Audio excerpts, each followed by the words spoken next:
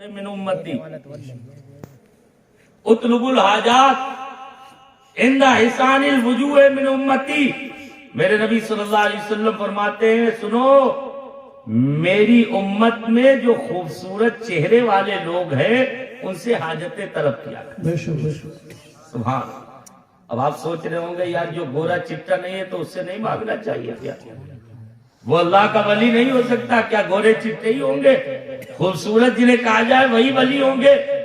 تو شرائع حدیث فرماتے ہیں یہاں خوبصورت چہرے والوں سے مراد گورا کالا نہیں ہے، سفید انڈے جیسا ہونا مراد نہیں ہے، بہت زیادہ حسین و جمیل ہونا مراد نہیں ہے، بلکہ حسین چہرے خوبصورت چہرے والوں سے مراد یہ ہے کہ جو تہجد کے وقت میں خدا کی عبادت کے لیے اپنے سروں کو جھکاتے ہیں، اللہ تعالیٰ ان نور تہجد سے ان کی پیشانی میں ایسا نور دیتا ہے جو قیامت کے دن روشن ہوگا، جگمگائے گا.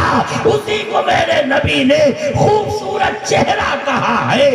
سمجھ میں آ گیا رب کے ولی جو ہوتے ہیں وہ خوبصورت چہرے والے ہوتے ہیں، اس لیے کہ تہجد سے ان کے رب پہ ان کی پیشانیاں ان کے چہرے روشن و منور ہوتے ہیں، اور ان سے جو طلب کرتا ہے جو حاجت پیش کرتا ہے ان کے وسیلے سے وہ اللہ کے نبی کے حکم پر عمل کرتا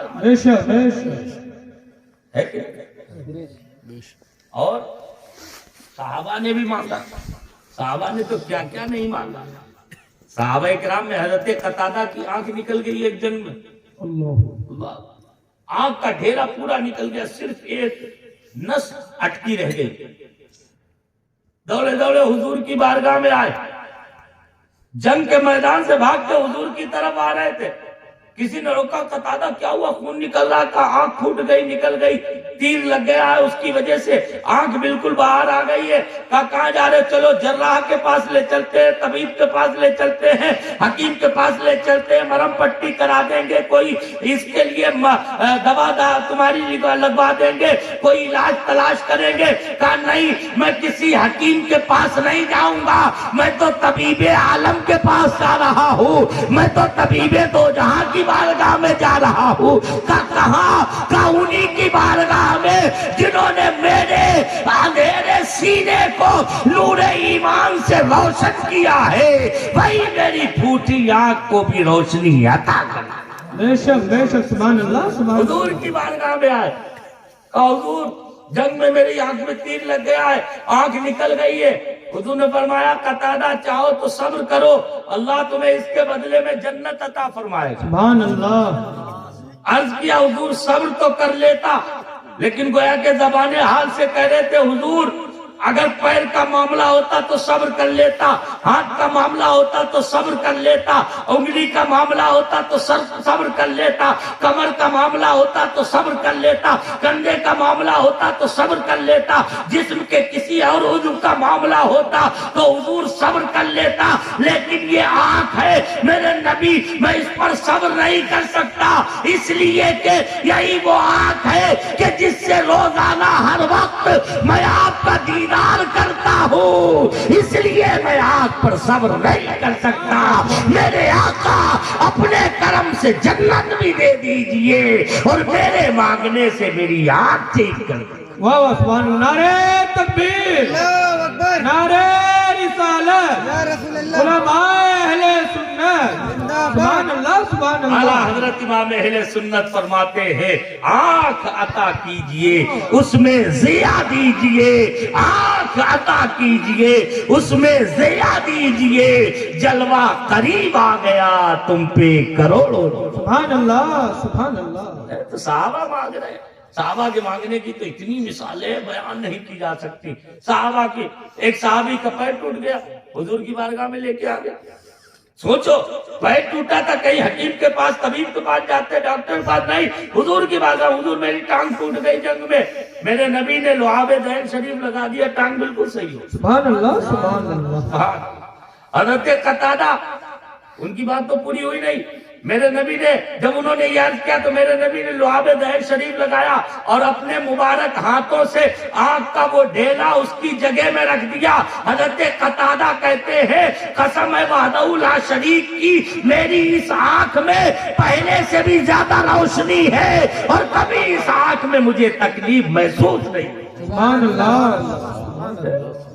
میرے نبی کی بارگاہ میں کیسے مانگنے آ رہے؟ بارش نہیں ہو رہی، ایک صحابی میرے نبی صلی اللہ علیہ وسلم جمعے کی نماز ادا فرما رہے، خطبہ دے رہے، ایک صحابی کھڑے ہو گئے، عرض کیا حضور بارش نہ ہونے کی وجہ سے پورا علاقہ سوکھ گیا، جانور مر رہے ہیں، ہمارے بچوں تک کی جان پہ بنائی ہے، بھوکوں پہ مر رہے ہیں، حضور رحم فرمائے، دعا فرما دے بارش نازل ہو جائے۔ میرے نبی نے ہاتھوں کو اٹھا دیا اور رب کی بارگاہ میں التجا کی۔ میرے نبی کی دعا تھی سبحان اللہ، اجابت نے بڑھ کے گلے سے لگایا، اجابت نے بڑھ کر گلے سے لگایا، بڑی ناز سے جو دعائے محمد اور اجابت کا صحرا عنایت کا جوڑا دلہن بن کے نکلی دعائے محمد صلی اللہ علیہ وسلم۔ میرے نبی کے ابھی ہاتھ نیچے بھی نہیں آئے تھے، صحابہ فرماتے ہیں چاروں طرف سے اچانک بادل اکٹھے ہوئے اور اتنی گھن گرج بارش ہوئی، ایسی گھنگور گھٹا چائی اور ایسی موسلادھار بارش ہوئی کہ اس دن ہوتی رہی، اگلے دن دوسرے تیسرے، یہاں تک کہ اگلے جمعے تک برابر بارش ہوتی رہی اور اتنی بارش ہوئی کہ مدینے کے ہر گلی کوچہ بہ پڑا۔ پھر میرے نبی جمعے میں خطبہ دے رہے تھے کہ وہی صحابی یا کوئی دوسرے کھڑے ہوئے عرض کرتے میرے آقا اب بارش رکنے کی دعا کر دے، اس لیے کہ بارش سے ہم تباہ ہوئے جا رہے ہیں۔ آپ دیکھو اتنا دیا سرکار نے مجھ کو دامن میں جو میرے سمایا میں۔ واہ واہ سبحان اللہ سبحان اللہ سبحان۔ کیسا دیتے ہیں، کون دیتا ہے دینے کو، منہ چاہیے دینے والا ہے سچا ہمارا۔ واہ واہ سبحان اللہ سبحان اللہ۔ کتنا عطا کرتے ہیں، کیسے کیسے صحابہ نے مانگا، تو ہم بھی اللہ کے ولیوں کی کے وسیلے سے نسبت سے خدا سے مانگتے ہیں۔ ہم اللہ سے ہم یہ نہیں کہتے ہیں کہ یہ اپنا دیتے ہیں، ہم یہ نہیں کہتے ہیں کوئی ولی کوئی نبی اپنا دیتا ہے۔ ڈنڈی تو لوگ یہی مارتے ہیں، کہتے تم خدا کے برابر ہی نہیں کر دیتے ہو۔ ارے خدا سے مانگو میرے بھائی، مانگنا تو خدا ہی سے ہے لیکن ان کے وسیلے سے مانگتے ہیں۔ ہمیں معلوم ہے ہماری پہنچ وہاں تک نہیں ہے، ہماری گناہگار زبانیں گندی زبانیں، ہمارے گناہگار ہاتھ ہیں، گناہگار آنکھیں ہیں، ہم پورے گناہوں میں ڈوبے ہیں، ہم نہایت برے ہیں، نہایت گھٹیا ہیں۔ ہمیں اتنے گناہوں کے بعد میں اپنے رب کی بارگاہ میں فرشتے داخل کہاں ہونے دیں گے؟ تو ہم ان کا وسیلہ پکڑتے ہیں اور ان کی بارگاہ میں عرض کر دیتے ہیں کہ حضور اب آپ ہی خدا کی بارگاہ تک ہماری التجا کو پہنچا دیجئے، اور جب یہ پہنچاتے ہیں تو خدا ان کی التجاؤں کو رد نہیں فرماتا ہے، ان کے صدقے میں ہم گناہگاروں کی بھی دعاؤں کو قبول فرماتا ہے۔ سبحان اللہ سبحان اللہ۔ اور یہ بھی کیا کیا بتاؤں، جو میں اللہ کا شکر ہے جو کہتا ہوں بغیر دلیل کے نہیں کہتا ہوں، جی، بے یہ شک۔ بھی قرآن و حدیث سے ثابت ہے۔ بے شک بے شک۔ ولیوں کی بارگاہ میں آ کے اللہ سے دعا کرنا، یہ بھی قرآن و حدیث سے ثابت ہے۔ ایک تو اصحاب کہف کا واقعہ ہے، بہت لمبا ہے، وہ میں نہیں سناؤں گا، بہت وقت چلا جائے گا۔ آپ کو میں سمجھ رہا ہوں سردی میں آپ صرف میری محبت میں اور اس اللہ والے کا فیض لینے کے لیے بیٹھے ہوئے ہیں، لیکن مجھے احساس ہے میں بات کو بالکل ایک دم ختم کی طرف لا رہا ہوں۔ آپ غور کریں، وہ کبھی انشاءاللہ پھر سناؤں گا۔ اصحاب کہف کا تو واقعہ ایسا حیرتناک ہے کہ اگر کوئی غور سے قرآن کا ترجمہ پڑھ لے، چاہے جس کا وہ پڑھے، میں اعلیٰ حضرت کے ترجمے کی بات نہیں کر رہا ہوں، وہ کسی کا بھی ترجمہ پڑھ لے، اصحاب کہف کا واقعہ پڑھے گا تو ماننے پہ مجبور ہو جائے گا کہ واقعی میں اللہ نے اپنے کچھ بندوں کو بہت طاقتیں عطا فرمائیں۔ بے شک بے شک۔ اللہ نے سب کو برابر نہیں بنایا، کسی کو بہت عظمتیں دی، بڑی رفعتیں دی ہیں، بڑی بلندیاں اللہ نے بخشی ہیں۔ میں قرآن مقدس کی ایک دوسری آیت سنا کے اپنی بات کو ختم کر رہا ہوں، آپ دیکھیں قرآن میں آج تیسرے پارے میں حضرت زکریا اور مریم جی علی نبینا و علیہ الصلوۃ والتسلیم کا واقعہ قرآن میں بیان فرمایا گیا. کلما دخل علیہا زکریا المحراب وجد عندها رزقا. قرآن کی آیت بھی میں سناتا جا رہا ہوں تاکہ کوئی یہ نہ کہے کہ ڈنڈی مار گئے. ویسے بھی الحمدللہ بریلوی ڈنڈی نہیں مارتے. بریلوی جو ہوتا ہے ڈنڈا ٹھوک کے کہتے ہیں. اس لیے کہ جو سچا ہوتا ہے وہ ڈرتا نہیں. اور جہاں لوچ ہوتی ہے کہاں وہ للو چپو کرتا ہے, گھما پھرا کے بات کرتا. آپ جانتے ہیں جو کھنا سونا ہوتا ہے وہ کھنک کے بکتا, اور جو گڑبڑ ہوتا ہے وہ اگر کسی لوہے پر بھی ڈالا جائے کسی پتھر پہ بھی ڈالا جائے تو صحیح طرح سے کھنکتا نہیں ہے. اس لیے کہ وہ بتا دیتا اندر لوچ ہے, اندر ہمارے گڑبڑ ہے. یہی حال سنیوں کا ہے. سنیوں کی باتوں لوگ کہتے ہیں یار یہ بڑی کھری باتیں کرتے. ارے کھری وہی کرے گا جس کے اندر کھراپن ہوگا. جو سچائی ہوگی, صداقت ہی کھراپن لاتی ہے. جھوٹ کبھی انسان کو کھرا نہیں بننے دیتا ہے. تو میں بالکل سچی بات قرآن کی آیت سنے. اللہ فرماتا ہے زکریا حضرت مریم کے پاس جب داخل ہوتے وجد عندها رزقا, تو حضرت مریم کے پاس میں پھل پاتے. مفسرین فرماتے رزق سے مراد ہے بے موسم کے پھل پاتے. بے موسم کے, بس آخری بات, بے موسم کے پھل پاتے تھے جب داخل ہوتے. جاڑے کے موسم گرمیوں میں پاتے, گرمیوں کے موسم جاڑے میں پاتے. سبحان اللہ. جب حضرت زکریا یہ دیکھتے تو فرماتے انا لک ھذا, اے مریم یہ تمہارے پاس سے کہاں آ گئے, یہ تمہارے پاس کہاں سے آ گئے. ظاہر سی بات ہے آج کل جیسے فریج تو تھے نہیں, کولڈ اسٹور تو تھے نہیں پھل والے آج کل جیسے. وہ پہلے کے زمانہ وہاں تو پھلوں کو بچانے اور دوسرے موسم تک محفوظ رکھنے کا کوئی ذریعہ طریقہ نہیں, ممکن ہی نہیں تھا کہ کوئی دوسرے موسم میں دوسرے پھل مل جائے.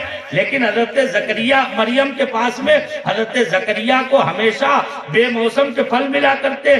پوچھا انا لک ھذا, ارے مریم یہ کہاں سے آ رہے ہیں, یہ تجھے کہاں سے ملتے ہیں. قالت ہوا من عند اللہ, کا حضور آپ کو پتہ نہیں ہے یہ میرے اپنے گھر سے نہیں, یہ مجھے خدا سے ملتے ہیں, میرے رب کی طرف سے ملتے ہیں. میرا خدا مجھے پھلوں سے اور بے موسم کے پھلوں سے مالا مال. سبحان اللہ سبحان اللہ. اب حضرت زکریا نے سمجھ لیا یہ مریم تو خدا کی محبوب بندی ہے, خدا کی مقبول بندی ہے. آگے قرآن کیا کہہ رہا, ہنالک دعا زکریا ربا, اس وقت میں وہاں اس موقع پر حضرت زکریا نے اپنے رب سے دعا کی. اور کائے کی دعا کی, یا اللہ مجھے بیٹا عطا فرما. بیٹا, حضرت زکریا نے غور کرے اپنے گھر میں رب سے دعا نہیں کی بیٹے کے لیے, اپنے عبادت خانے میں نہیں کی. جب حضرت مریم کے پاس میں بے موسم کے پھل دیکھے تو جان گئے یہ خدا کی ولیہ ہے. تو ولی کے پاس میں حضرت زکریا جو نبی تھے, ولی سے بہت درجے بلند, لیکن وہ ہمیں سکھانے کے لیے ولی کے پاس میں دعا کر کے بتا رہے ہیں اے غلامان مصطفیٰ, ولیوں کے پاس دعا کرنا خدا کبھی اسے رد نہیں کیا. بے شک سبحان اللہ سبحان اللہ. تو اس لیے ہم اس محفل کو ایک اللہ والے کی بارگاہ میں بیٹھ کے منا رہے ہیں. خوش نصیب ہے کہ اللہ اور رسول کا ذکر کر رہے ہیں. تو ایسے محبوبوں کی بارگاہ میں ہمیں امید ہے, ہماری زبانیں اچھی نہیں ہیں, ہمارے بیان میں وہ لطافت, وہ نزاکت اور وہ اثر آفرینی نہیں ہے, کیونکہ ہمارے ہاں نیکی نہیں اتنی, لیکن ہمیں ان نیکوں پہ بھروسہ ہے. ان کے وسیلے سے ہمارا رب ہمیں محروم نہیں کرتا. اللہ تعالی ہمیں اور آپ کو سب کو اس سے مقدس کی